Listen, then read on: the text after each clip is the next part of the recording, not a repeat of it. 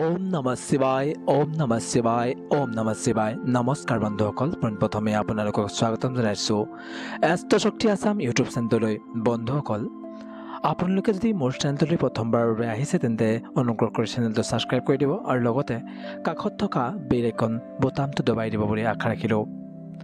বন্ধুসকল, অসমীয়া নৱবৰ্ষ অতি সমাগত, গতিকে এই নতুন বৰ্ষৰ অহাৰ লগে লগে গ্ৰহ নক্ষত্ৰৰ পৰিৱৰ্তনে আপোনাৰ জীৱনলৈ কঢ়িয়াই আনে অলেখ পৰিৱৰ্তন। তাৰ ওপৰতে এটা হৈছে আমাৰ আয় আৰু ব্যয়ৰ পৰিৱৰ্তন, যি আপোনাৰ গোটেই বছৰটোৰ আৰ্থিক অৱস্থাৰ ওপৰত অত্যন্ত প্ৰভাৱ পেলায়। গতিকে আমি এই ভিডিঅ'টোত এই 12টা ৰাশিৰ আপোনাৰ আয় ব্যয়ৰ আৰু স্থিতিৰ অনুপাত কেনেধৰণৰ পৰিৱৰ্তন হৈছে এই নতুন নৱবৰ্ষত সেই বিষয়ে বিস্তৃতভাৱে আলোচনা কৰিম। গতিকে আমি এতিয়া ভিডিঅ'টোলৈ আগবাঢ়োঁ আৰু আপোনালোকে ভিডিঅ'টো শেষলৈকে চাব আৰু যদি ভিডিঅ'টো ভাল পায় তেন্তে এটা লাইক কৰিব আৰু এটা শ্বেয়াৰ কৰিব বুলি আশা ৰাখিছোঁ। আমি এতিয়া ভিডিঅ'টোলৈ আগবাঢ়োঁ। 12টা ৰাশিৰ আয় আৰু ব্যয়ৰ হিচাপ এই ভিডিঅ'টো আলোচনা কৰিছোঁ। আগন্তুক বৰ্ষত 12টা ৰাশিৰ আয় আৰু ব্যয় আৰু স্থিতিৰ অনুপাত কেনেধৰণৰ হ'ব এতিয়া আমি জানো বলক। আমি প্ৰথমেই আলোচনা কৰিম মেঘ ৰাশিৰ বিষয়ে। মেঘ ৰাশিৰ এইবাৰ 5 গুণ আয় হ'ব, তাৰ 1 গুণ ব্যয় হ'ব আৰু থাকিবগৈ আপোনাৰ স্থিতি হিচাপে 4 গুণ। গতিকে ক'ব পাৰি মেঘ ৰাশিৰ আৰ্থিক অৱস্থা এই ক্ষেত্ৰত এই বছৰটোত প্ৰায় ভালে দেখা যাব।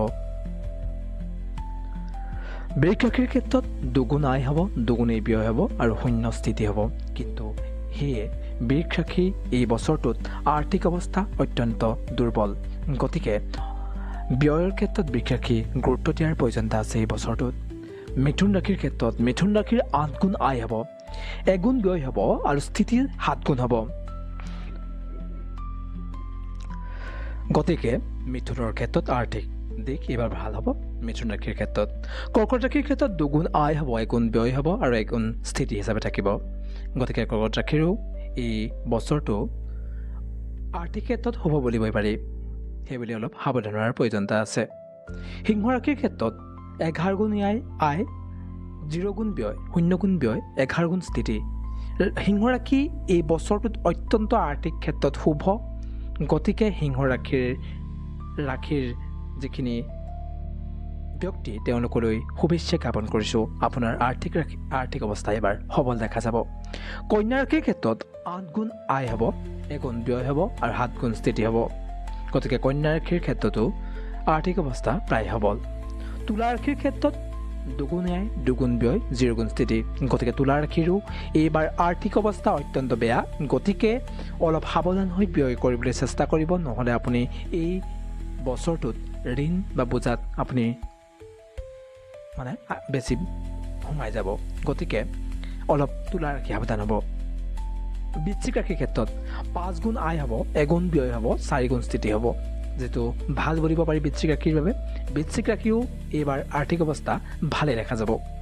ধনু ৰাশিৰ ক্ষেত্ৰত কি হ'ব? ধনু ৰাশিৰ ক্ষেত্ৰত 11 গুণ আয় হ'ব, 1 গুণ ব্যয় হ'ব, 10 গুণ স্থিতি হ'ব। গতিকে ধনু ৰাশিৰো এই বছৰটো অসমীয়া নৱবৰ্ষ অত্যন্ত ভাল হ'ব আৰ্থিক ক্ষেত্ৰত। মকৰ ৰাশিৰ ক্ষেত্ৰত 5 গুণ আয়, 2 গুণ ব্যয়, 3 গুণ স্থিতি। আৰু একেদৰে কুম্ভ ৰাশিৰো 5 গুণ আয়, 2 গুণ ব্যয়, 3 গুণ স্থিতি মকৰ ৰাশিৰো কুম্ভ ৰাশিৰো। সেয়ে মকৰ ৰাশি আৰু কুম্ভ ৰাশিৰ এইবাৰ আৰ্থিক অৱস্থা প্ৰায় একেই দেখা যাব, ভালেই হ'ব। সেইবুলিও অলপ ক্ষেত্ৰত দুৰ্বলতা আছে। মীন ৰাশি 11 গুণ আয়, 1 গুণ ব্যয়, 10 গুণ স্থিতি। গতিকে মীন ৰাশিৰো আৰ্থিক অৱস্থা এই ক্ষেত্ৰত ভাল দেখা গৈছে। অত্যন্ত ভাল বুলি ক'বলৈ গ'লে সিংহ ৰাশিৰ অত্যন্ত একদম আৰ্থিক ক্ষেত্ৰত ভাল, আৰু অত্যন্ত বেয়া বুলি ক'বলৈ গ'লে 2টা ৰাশিয়ে আছে, তুলা ৰাশি আৰু বৃষ ৰাশি। তুলা ৰাশি বৃষ ৰাশি অলপ সাৱধান হোৱাৰ প্ৰয়োজনীয়তা আছে। আৰ্থিক অৱস্থা অলপ দুৰ্বল হ'ব এই বছৰটোত। গতিকে সকলো 12টা ৰাশিলৈ মোৰ নৱবৰ্ষৰ আন্তৰিক শুভকামনা থাকিলে সকলো ৰাশিৰেই ভাল হওক, অত্যন্ত ভাল হওক আৰু লাভ কৰক এই বছৰটোত, নতুন বছৰত।